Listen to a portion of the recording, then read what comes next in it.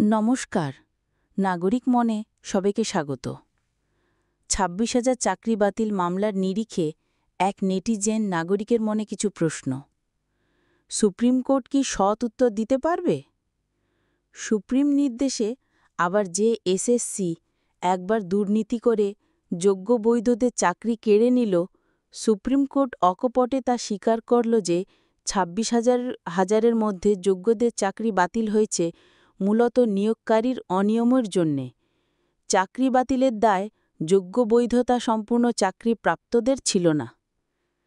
একই ভুল ওই যদি হয়, সুপ্রিম কোর্ট আবার কি যোগ্যদের চাকরি বাতিল ওই নিয়োগকারীর বিরুদ্ধে কি ব্যবস্থা নেবে?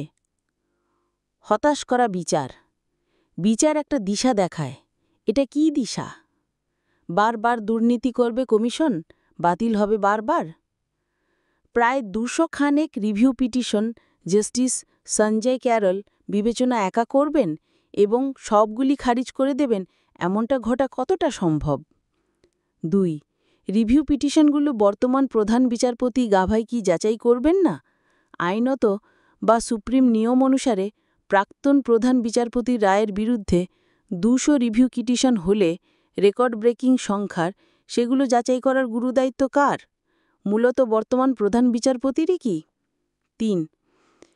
একটাও রিভিউ পিটিশন সে যে পক্ষেরই হোক, এসএসসি, রাজ্য, চাকরিহারা, খারিজ করার কোনো খবর এখনও নেই। ৪. যোগ্য গ্রুপ সি, গ্রুপ ডিদের নিয়ে কারুর কোনো ভাবনা নেই। এরা কি খাচ্ছে, কিভাবে চলছে, সেদিকে কারুর ভ্রুক্ষেপ নেই। ৫. জাস্টিস সঞ্জয় ক্যারল কেন মরিয়া এসএসসি ২০২৫ এক্সাম করাতে? কেন ওএমআর প্রকাশ মামলা খারিজ করে দিলেন এমন দ্রুতভাবে যেন শরীরে জৈবিক বেগ এসেছে? ত্যাগেই অতপর মুক্তি, আর কোনো উপায়ই নেই, মানে যত দেরি ততই কি মল মাখামাখি, তাই অতি দ্রুত সমস্ত মামলা খারিজ। ৬. কেন সবগুলো এসএসসি মামলা সুপ্রিম কোর্টে সঞ্জয়ের বেঞ্চেই উঠছে? ৭. ২০১৬ আনটেন্টেড অনেকেই নানা কারণে ফর্ম ফিল আপ করেনি। কেউ ক্যান্সার আক্রান্ত, কেউ ৮ মাসের অন্তঃসত্ত্বা, কেউ জটিল কোনো রোগে, কেউ হয়তো ক্ষোভে কষ্টে ঘৃণায় করেনি। রিভিউ অ্যাকসেপ্ট না হলে এদের তো এমনিই চাকরি যাবে। এদের তাহলে ভবিষ্যৎ কি? বিনা দোষে শাস্তি, যেটার ব্যবস্থা সঞ্জীব খান্না করে গেছেন, সেটার জ্বলন্ত উদাহরণ হয়ে থাকা। ৮. এদের মধ্যে কেউ যদি এরপর ৩১ ডিসেম্বরের পরে এরপর কোনো জীবনমরণ সিদ্ধান্ত নেন, তাহলে এদের মৃত্যু বা ক্ষতির দায় কার ওপর বর্তাবে? কে রাজনৈতিকভাবে বেনিফিটেড হবে এবং কার ভোট ক্ষতি হবে?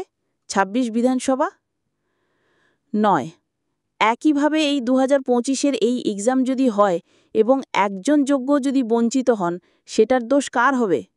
তৃণমূল, বিজেপি, সিপিএম, নাকি বিচারপতিদের, নাকি সুপ্রিম বিচারের, নাকি ভারতীয় সংবিধানের? কার ভোট কমবে? কে দায়ী হবে অন্যের নিশানায়? ১০.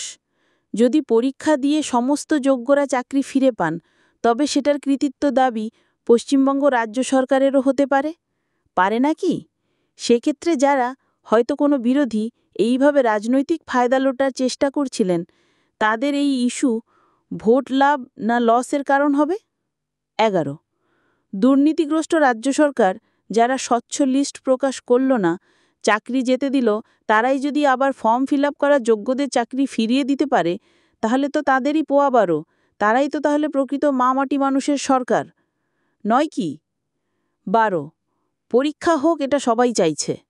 রাজ্য ও সুপ্রিম ভূমিকা তো সরাসরি সেটাই বলছে, কিন্তু পরীক্ষা হয়ে যাবার পর এই নিয়োগের ভবিষ্যৎ কি?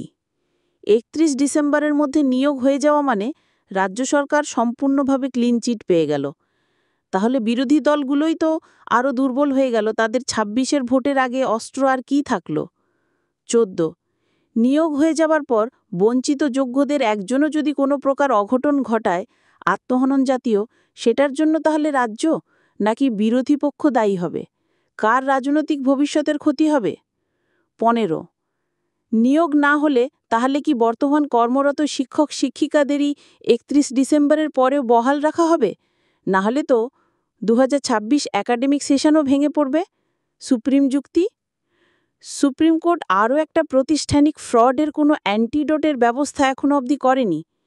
যদি এক্সামই হয়ে যায় তাহলে তো আবার সুপ্রিম কোর্টই সেই নিয়োগে স্টে অর্ডার দিতে পারে। নিশ্চয়ই পারে। সুপ্রিম বিচার মানে তো এখন দেখা যাচ্ছে বিশ্বস্ততা আর সন্দেহর ঊর্ধ্বে আর নয়। শেষ কথা, সুপ্রিম কোর্ট বর্তমানে বিচারের নামে যা চালাচ্ছে সেটা ভয়ানক আশঙ্কার জন্ম দিচ্ছে। অনেকেরই মনে হচ্ছে যে সুপ্রিম কোর্ট রাজার ভূমিকা পালন করছে। একদমই তাই। যেন সে কোনো একটা রাজা, স্বৈরাচারী, পক্ষপাতদুষ্ট, খেয়ালি ও জেদি কোনো রাজা। নাকি এরা নির্দিষ্টভাবে চিহ্নিত কিছু বিচারপতি?